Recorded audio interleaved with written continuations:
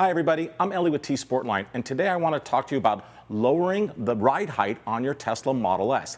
Now over here we have my brand new plaid Model S. It is the signature edition, and we're going to use our lowering links that we engineered in-house to go ahead and reduce the gap between the tire and the fender.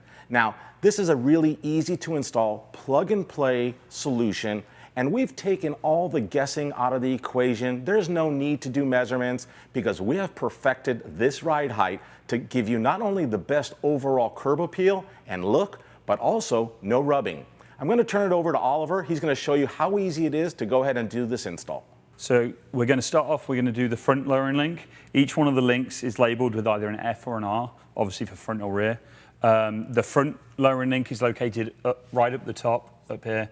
So what you want to do is, first of all, you want to pop off. It almost has it's a ball and a socket. So you want to pop out the top or the bottom. Just pop the socket out like this. And then with the top one, once you have the bottom off, you can just pop it off.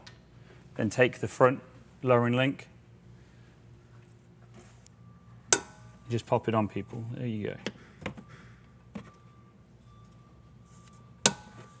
It's as easy as that.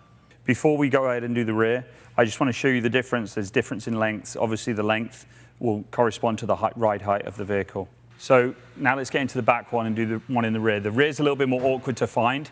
It's more to the front of the rotor, and you go straight back from here, and you'll see it right back behind here.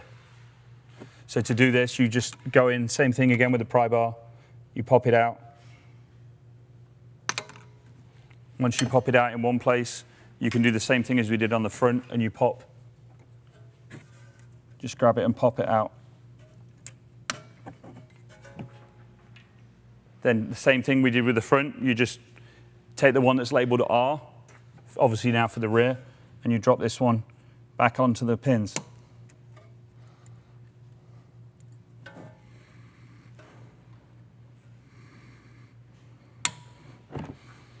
Now we have a lowered Tesla.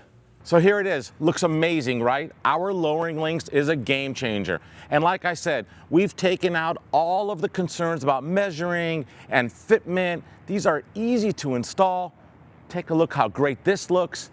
And best of all, no rubbing. Check out the before and after pics and subscribe to our YouTube channel. We have so many more amazing videos coming your way soon.